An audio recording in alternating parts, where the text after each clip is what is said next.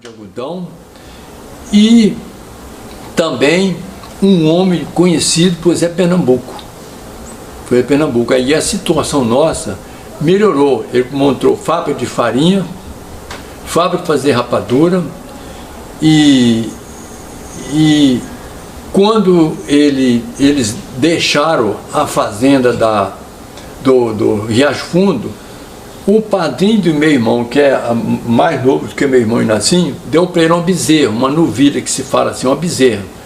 E essa bezerra deu várias crias, depois das crias foi nascendo outras, chegando no ponto a gente ter 16 vacas de leite, como fala vaca fazer ordenha do leite, ter gado, ter porco, ter galinha, ter porco capado no chiqueiro. Nós tivemos uma vida de muita fartura, de quem veio do sertão nordestino, acostumado a passar sede no mato, passar anos, semanas sem tomar banho, sendo perseguido. Ele vivia ali num paraíso ecológico, em meio à natureza. Mas até então a gente não sabia que eles eram foragidos, que era do bando Lampião. O tempo foi passando, quando um dia a gente depara na capanga de minha mãe um embornal, é embornal que se fala, cheio de goma e com tanto de produtos, cordão de ouro, capa de dente de ouro, daqueles relógios antigos, tudo de ouro, aqueles bichão pesadão, antigo, de muito valor histórico e como é que fala, financeiro, né? E muita coisa de ouro. E nós jamais imaginávamos, nós, estou falando nossos filhos, que aquilo ali era produto de origem furtiva. Jamais. Aí meu pai nos fez a gentileza, ele tinha uma preocupação de nos ensinar que a gente era analfabetos, nos alfabetizou em cima do giral, forrado com capim seco. A gente bebia água de cuia, comia a carne dos boi que morria ervado, alimentava com as coisas que ele matava, veado, catingueiro, tatu, tamanduá, bandeira, gato, mato, paca e outros animais nativos da região. Quando nós começamos a melhorar de situação, aí a gente já tinha cavalo, já tinha sela, já tinha cangalha, e aí ia fazer aquela troca. Ele pegava uma banda de capado, levava para a cidade, aí trocava por querosene, por sal grosso para dar o gado. Dinheiro a gente não tinha, mas tinha muita fartura. Quando foi um dia, ele me chamou para a gente colher abóboras, em uma das roças de abóbora. Colocou na bruaca 2 sacos de linhagem, fomos colher abóbora. Ficamos o dia inteirinho colhendo abóbora, eu e meu pai, com um sol quente danado, no meio do mato. Aquele menino com 8 anos, 9 anos, ali tomando ferrada no pernilongo, mutuca, carrapato, igual fosse índio, ali desprovido de recursos, sem rádio, sem televisão, sem energia, sem médico, sem dentista, sem escola, sem nada. E ali, depois que juntamos a abóbora, colocamos em 2 sacos e trelamos, colocando no cavalo para a gente ir embora. Eu sigo na frente, conduzindo o animal, meu pai atrás com 2 cachorros, e olhando o movimento da carga, que a gente estava num morro de Pirambeiras, e para a gente ir embora. Lá na frente, eu tropecei em uma pedra, caí, bati esse braço aqui num tronco que estava podre, caiu também, e eu fiquei ali no chão, e naquele instante, meu pai, ao invés de deixar a carga para lá, e procurar saber se o filho tinha quebrado um braço, se ele tinha machucado, que eu faria isso, qualquer pai de hoje faria isso. Não, ele entendeu aquilo ali como uma displicência minha, com uma falta de cuidado. Foi lá na frente, pegou o cavalo, tirou o cabresto dele, que ele mesmo havia feito de forma artesanal, e untado com sebo de carneiro, dobrou ali no meio, pegou esse braço aqui que a terra vai comer um dia e desceu o cacete, sem dó. E eu chorava, a urina descia pelas pernas abaixo, não tenho vergonha de falar isso para ninguém. E aí eu gritava e ele mandava calar a boca. Quando eu cheguei em casa, o animal chegou à carga, mamãe que já conhecia a fera que ele morava com ela, já conhecia ele, a sua história no passado, Ela viu assim, ela me contava depois, o Moreno fez besteira, fez bobagem. Aí quando eu vi minha mãe, comecei a chorar. E ela já sentia, presumia o que estava acontecendo. Ela pegou a minha camisa, levantou para trás, e estava aqueles vergalhão da sua que ele me deu. E aquele menino de 8 anos. E eu pensei, gente, se eu estivesse roubando uma caneta, uma abóbora, um prego, um parafuso, mas eu estava trabalhando, foi um acidente. E aquilo ali eu guardei por 40 anos. Bom, aí ele nos colocou na escola. Ele tinha uma grande preocupação em alfabetizar os filhos, assim, para colocar na escola primária. Vendeu parte do gado que ele tinha e construiu uma casa de adobro já no distrito de Águas de Lima, uma casa mais moderna, com tijolado, com o piso com tijolo, uma situação bem melhor do que quem vivia no mato. Anos depois, surge lá um senhor da Bahia com um caminhão Chevrolet Ford 58, com a carga de agente alimentício, montou lá uma bitaca, que lá na época falava venda. Mas como o comércio não deu certo, o homem vai e monta um prostíbulo, um pequeno prostíbulo, o primeiro que foi montado lá na região de Augusto de Lima, que até então era distrito. Aquele comércio foi indecoroso para tantas pessoas e para outro foi um lazer, que lá não tinha nada. Belo dia, mas antes de chegar a esse assunto desse baianão, meu pai trabalhou em olaria, montou a olaria, e ele trabalhava muito, fornecia adubo para a construção da cidade que estava crescendo. Aí depois que chega esse homem lá, com esse caminhão, e que até comprou esse cabaré. De repente meu pai vai um dia frequentar esse cabaré e achou aquelas mulheres dançando, pererê, PPP, aquele negócio. Meu pai achou um negócio interessante. Ele chega em casa e avisa para minha mãe: olha Jovina, eu vou comprar o cabaré do Baianão. Minha mãe contestou na hora: não vou comprar não, porque isso aqui não faz parte de nossos preceitos religiosos. É claro que ela não usou essas palavras, mas ela foi contra. E ali, conta, ele bateu o pé e comprou-se contra a vontade dela. E por essa compra desse prostíbulo, eles se separaram. Embora, quero deixar bem claro, que essa separação ela não foi homologada na justiça. Quando foi um belo dia, depois de tanta desavença entre eles, de forma discreta, eles não eram escandalosos, nem ele nem ela. Eles comentavam lá entre eles, aí ele passava 4 dias, passava 5 dias, uma semana sem ir em casa. Quando foi um triste dia, para nossa tristeza,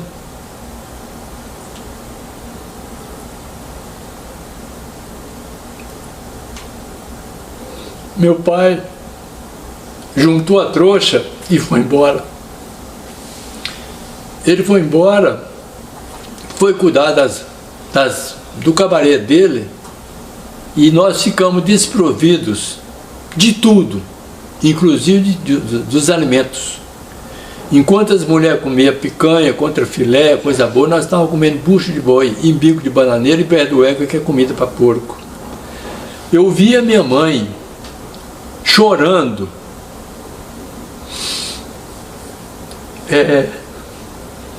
longe da família dela, que já havia sido dilacerado pelo tenente Douradinho, que ela não tinha mais contato com ninguém, nem telefone, nem ninguém, e a única pessoa que ela tinha que contar com ela era meu pai Moreno, e ela estava sozinha, sem renda, sem profissão, os filhos tudo pequeno, e ela para criar 5 filhos sem nada. Eu ia para o pasto dos fazendeiros, catar cocô de cavalo, que fala estrume de boi, estrume de cavalo, socar, transformar em adubo, colocar o saco nas minhas costas, oferecer em porta para comprar meio quilinho de arroz com casca, para depois a gente comer com embigo de bananeira. Desculpa, mas essa é a minha história. E eu não tenho vergonha de falar para quem quer que seja. Muitas coisas, né, ali, minha irmã, não fala não, porque isso é vergonha. Não é vergonha não, é a minha história. A história tem que ser contada da forma que ela aconteceu. Eu não estou aqui para condenar ninguém, de jeito nenhum, nem para proteger ninguém. Eu sou verdadeiro. Doa quem doer. Se tiver alguém familiar, não, você está falando bobagem, o problema é dele. Essa aqui é a minha história. Eu sou responsável juridicamente por que eu estou falando. E eu vivenciei isso. Aí, quando foi no dia 15 de agosto de 1968, a outra coisa, o resto do gado que a gente tinha, das novias, dos bezerros, nós tínhamos 36 lotes de 360 metros, se soma isso aí ele vendeu e a gente ficou sem nada. Ficou apenas com a casa que a gente morava e um pedacinho de terra que ele ainda não tinha vendido. E eu via que eu precisava fazer uma coisa para meus irmãos, para me ajudar a minha mãe, para saciar as necessidades que nós estávamos passando. A gente não passou fome, porque minha mãe não deixou. E eu sofria com isso. Ela está longe do filho dela, ela deixou para trás, que já sofria. Sofria por ter tido a família dela dilacerada. E sofria agora também a separação do companheiro dela, que era o braço direito e o braço esquerdo dela. Porque a junção deles não foi por amor, foi por uma conveniência. Depois nós vamos chegar sobre isso aí. Aí, no dia 15 de agosto de 1968, eu decidi ir embora para a capital mineira procurar emprego. Vim embora no trem de segunda. No que fui despedir de minha mãe, ela me abençoou: meu filho, Deus te abençoe, te proteja. Procure andar com pessoas que sejam como você e queira para você aquilo que te pertence, ou seja, para mim não roubar de ninguém. E essas palavras eu vou guardar por toda a minha vida, e nunca esqueci isso. A minha mãe foi uma guerreira. A minha mãe fez o papel de pai. E me orgulho de saber que ela foi embora. E se hoje eu sou o João Souto que eu sou hoje, um homem honesto, trabalhador, responsável, pai de família, vivo bem com minha família, não tenho rabo preso com ninguém, nunca tive processo criminal sofrendo efeitos condenatórios da justiça. Sou um homem limpo, deito meu travesseiro, durmo sossegado. Aí eu vim embora para Belo Horizonte. E em Belo Horizonte, já dormindo em calçada, eu me lembro uma vez que mamãe estava com a URSS, conforme eu disse antes. Nós fomos para a porta da Santa Casa Misericórdia para ver se minha mãe conseguia uma cirurgia de úlcera. Estava chovendo, nós não trouxemos dinheiro, só a continha da passagem. Nós ficamos dentro da marquise da Santa Casa Misericórdia, esperando uma vaga no dia seguinte, pegar a ficha para ver se mamãe conseguia operar. Lá para meia-noite, chega a irmã de caridade, mandou o guarda tocar a gente para fora. Aí nós vamos para a rua, debaixo de chuva. Eu encostava no ombro dela assim, e ela me protegendo. Um dia, mais tarde, chegou um moço, viu a gente ali, aquele menininho que era eu, tremendo, com frio, debaixo de chuva. Falou comigo: vocês são de onde? Nós somos lá de Minas Gerais, perdão, de Augusto de Lima, em Minas Gerais. Vocês têm dinheiro para tomar um cafezinho? Não tem não. O homem foi lá dentro, na porta de Santa Casa Misericórdia, não ficam umas bancas vendendo biscoito, que é negócio para as pessoas que estão doentes, para alguém comprar.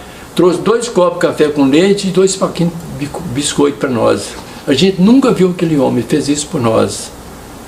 Aí, com isso aí, conseguimos a mãe operar. Aí eu vim para Belo Horizonte, fui trabalhar de copeiro. Eu queria ser policial, fui lá no DOPS, onde aprendi os presos na época da ditadura. Quando eu cheguei na porta do DOPS, que é na Avenida Afonso Pena, onde aprendi os DOPS, eu aprendi os prisioneiros, que eles diriam ser, na época da ditadura. Aí aqueles investigadores, tudo de terno e gravata, eu entrei com uma botina, comida de um lado, parecendo beijo de cavalo velho quando está cansado. única roupinha do corpo e uma malinha de fibra desse tamanho, que eles falam mala de baiano, só com uma muda de roupa. Quando eu cheguei na porta da recepção do DOPS, eles pensavam que eu ia pedir esmola. Aí me olharam com discriminação. Só que aconteceu um crime lá na cidade de Augusto de Lima, que a pessoa que matou seu próprio irmão a golpe de punhalada, ele cumpriu 12 anos de cadeia e está trabalhando lá hoje, no próprio fórum, que ele ficou preso lá no município, pagou sua pena. Aí foi um investigador aqui do DOPS, a comando do doutor Avi Dazan, que era o diretor do DOPS, mandou um investigador lá e quando ele foi tomar um refrigerante, me viu passando na rua: "Ô menino, vem cá, vai embora para Belo Horizonte, não fica aqui não, que aqui não tem futuro para você não". E eu disse: "Mas eu não tenho estudo, não tenho nada não, me procura no DOPS". E por isso que eu cheguei até lá. Quando nós chegamos na sala do diretor do DOPS, ele pegou o telefone e ligou lá para o BE, Batalhão Escola, que era meu sonho, igual meu pai, ser um policial. Meu sonho vestir uma farda. Quando eu cheguei lá no DOPS,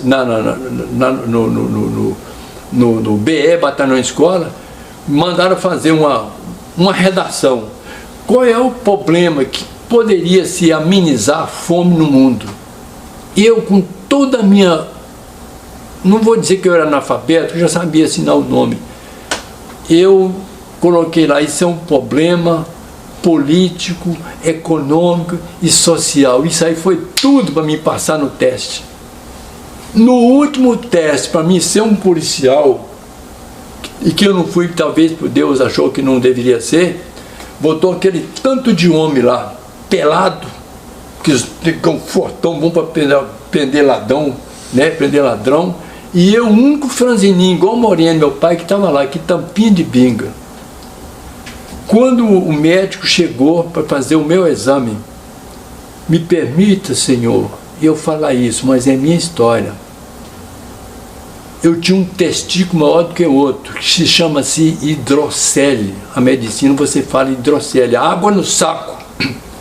E por causa dessa água no meu saco, eu fui julgado incapaz". Eu fiquei muito triste. Se eu tivesse uma experiência, conforme o delegado falou: "Por que você não veio aqui?", me telefonou, eu ligava para lá, você operava lá mesmo, lá tem médico, lá tem hospital, tem tudo. Mas eu não tinha que me orientasse. Aí fui trabalhar de copeiro, depois fui trabalhar de garçom para esses restaurantes pobres que não assina a carteira, mas não paga férias, não paga desteceiro.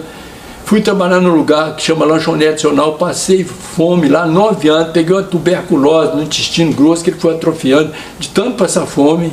Mas eu tinha esperança, vontade de estudar, vontade de crescer, tinha sonhos de ter um carro novo, de ter uma bicicleta, de ter um acordeon, de ter uma casa, de constituir uma família, de fazer uma faculdade. Eu nunca desisti. Aí estava construindo Belo Horizonte Otto Palace Hotel em 1979. Veio um suíço da cidade de Genebra para montar a cozinha industrial do Otto. E ele foi lá pedir por algumas vezes comer um filé francês, que é um filé grelhado com batatas palha, petit pois e presunto, filézinho de restaurante comum. E naquela época eu já tinha aprendido umas 2 palavras em inglês: good morning, thank you very much, só isso, nada mais. E esse suíço passou a sentar nas mesas onde eu atendia.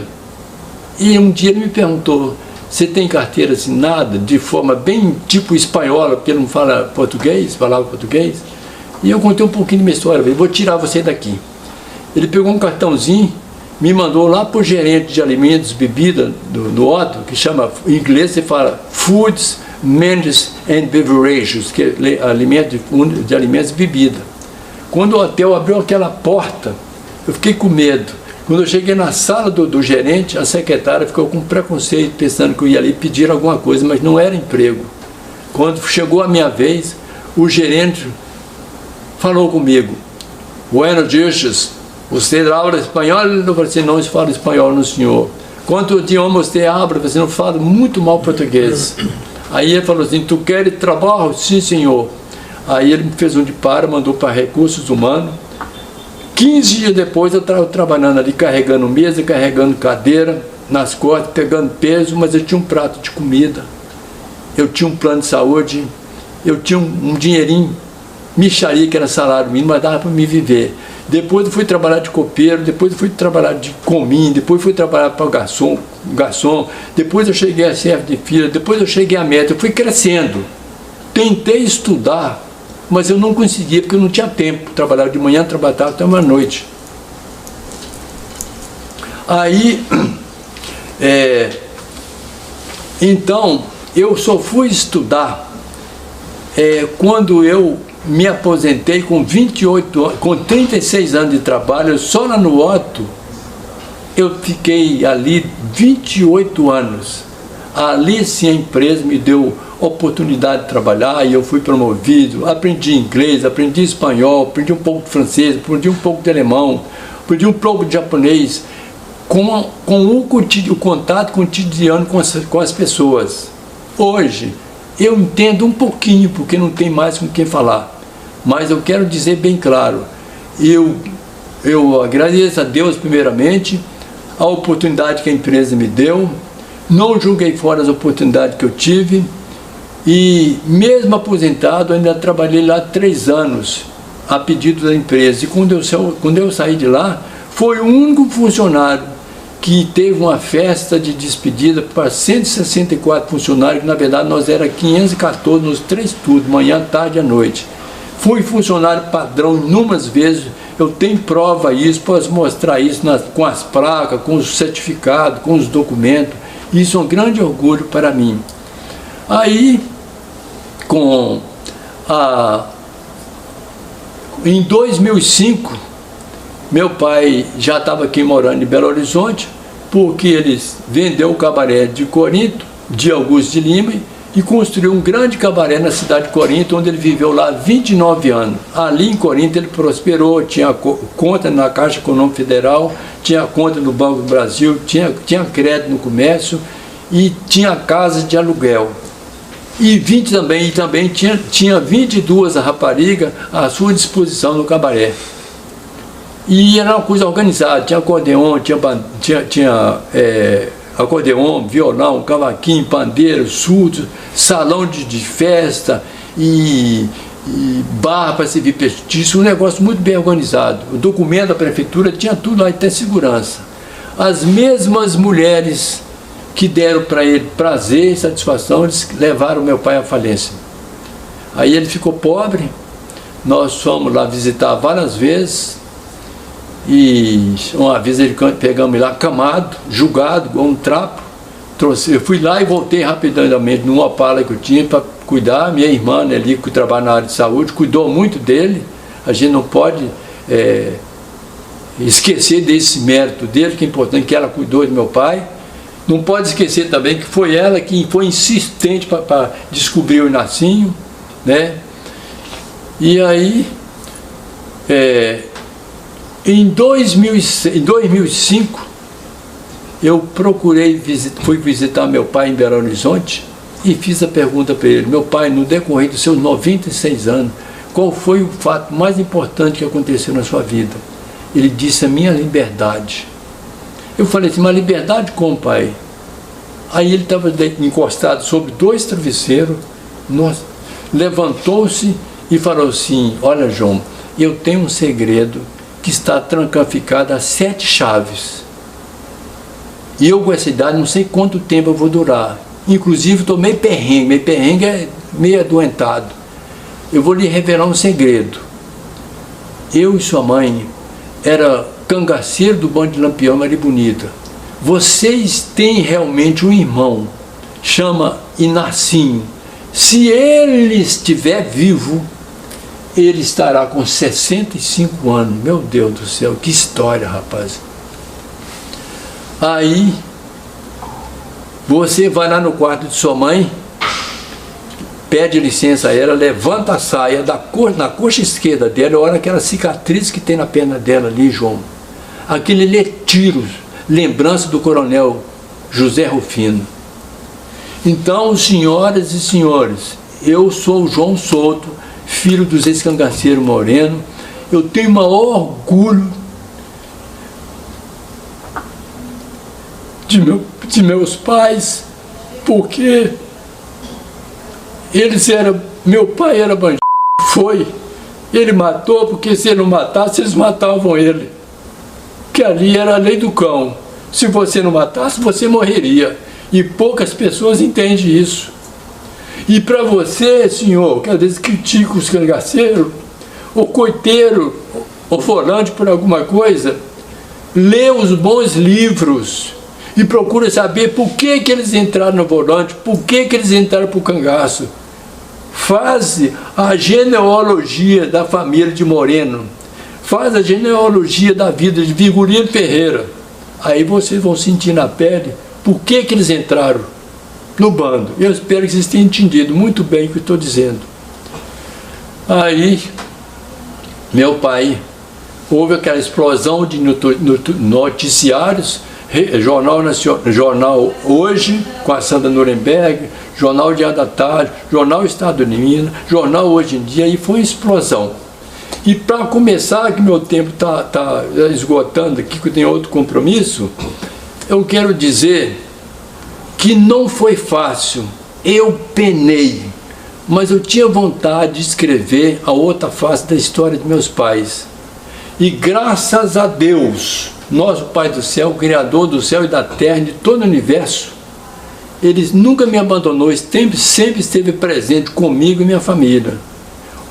Aí eu consegui escrever a história dele.